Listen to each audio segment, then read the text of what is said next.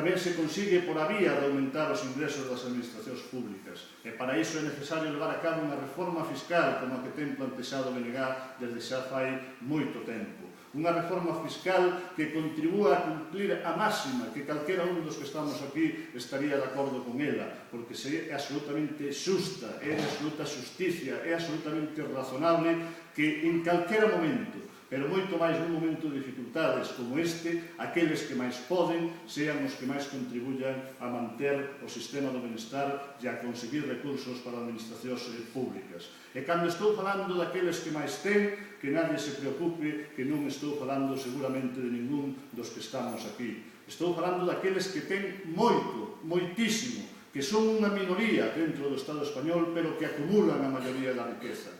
Con que eses que son unha minoría pagaran unha mínima parte máis do que están pagando neste momento, sería máis que suficiente para que as administracións públicas contaran con máis recursos e evitar eses recortes no estado do benestar e poder, ademais, facer gasto productivo. Pero, ademais, dese sistema fiscal que sexa máis equitativo, que sexa máis xusto e que contribuya a redistribuir a riqueza, é necesario loitar con todas as forzas que teña e con todos os medios que teña a administración pública contra a inmensa bolsa de fraude fiscal que hai no Estado español.